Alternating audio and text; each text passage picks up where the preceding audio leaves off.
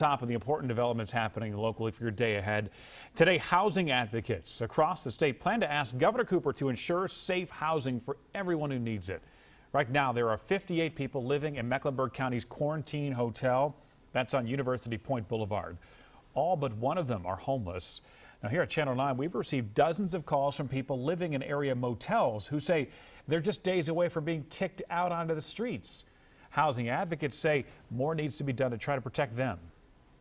We need the governor to step up more. Do we have motel rooms or hotel rooms that we can use for those people to stay in right now? We know that people who don't have stable housing are more likely to contract COVID-19. The group of housing advocates will unveil their specific requests in a meeting this morning. It's scheduled for 10 a.m. Count on Channel 9. We are following this story. We will be throughout the day. We'll bring you updates starting tonight at 5.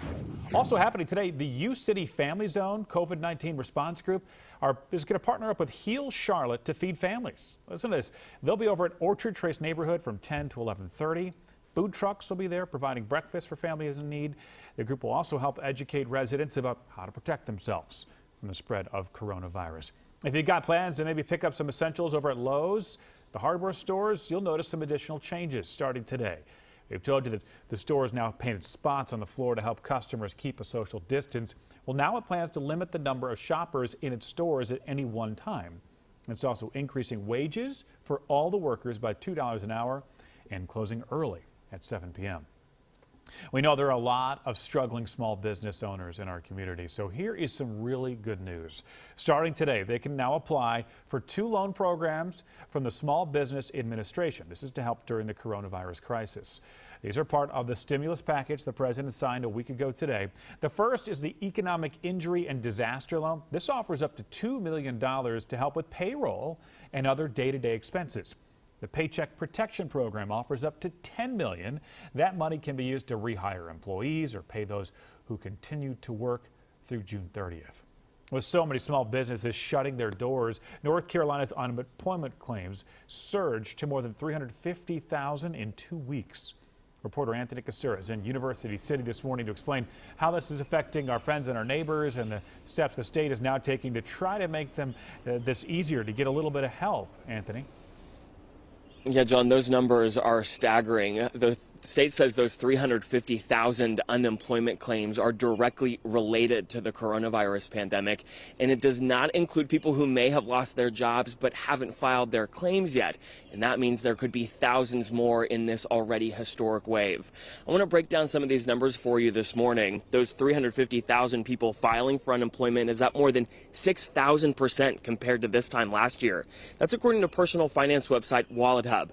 And the website also says North Carolina has the second largest increase due to coronavirus, trailing only behind Louisiana. And they aren't just numbers. These are our friends and our neighbors. Alicia Griffith is just one of those people who have lost their job. We were there when she shut down her Pineville hair salon last week. She told us the hardest part is not knowing when she can reopen.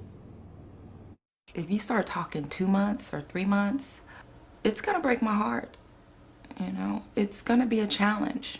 I don't want to be on unemployment. We have been reporting the problems people are having when they're trying to file for unemployment. We asked the state what they are doing to fix that, and they told us that they've hired 350 more workers to process those claims. The state is also cross-training current employees to help, and a private call center is now handling some of those calls. The secretary for the Department of Employment Security says they're working quickly to approve people. We hear your frustration, and I know the importance these benefits will have during the times of uncertainty. And we are working around the clock to be there for the North Carolinians who need our help. So far, the state has paid out more than $8 million in claims just this week. And the state says when you file your unemployment claim, you should receive your first check in about 2 weeks. John? And people need that help right now. Anthony Costura live for us this morning. Now at 8:30 this morning, we're going to get the updated monthly report on hiring and unemployment at the national level. But the news may be not as grim as you'd expect because the bulk of the numbers are from early March before the crisis got so bad. Most forecasters actually expect a loss of around 150,000 jobs and an unemployment rate of 3.5 to 3.9%. A blow to the Statesville community. Manufacturing facility that employs hundreds of people now shutting down temporarily. Our partners at The Record and Landmark report starting tomorrow, Doosan Portable Power will suspend production through the 19th. Doosan says it has enough supply right now and it's taking steps to protect employees. The company's website says more than 350 people work at the Statesville facility. We'll bring you that updated jobs report as it's released over on TV 64. 5:06, we want to really take a close look at the actual number of cases of COVID-19 the Carolinas are dealing with right now. So there are more than 1,800 positive cases in North Carolina. There are 16 deaths so far. That is less than 1% of the cases. There are 533 cases in Mecklenburg County, and we're going to get an update on that total later this morning. Those numbers reflect a lot more people being tested. More than 28,000 tests have now been completed across the state. Of those, 1,800 were positive. And here's that breakdown by age. 42% of the cases are people between 25 and 49. 27% are between 50 and 64. Governor Cooper and the coronavirus task force will give an update on the state's cases and the testing process. That'll be this afternoon, scheduled for 2 o'clock. So we do plan to air this on Channel 9. We'll also stream it for you on our app, so you can keep an eye on that.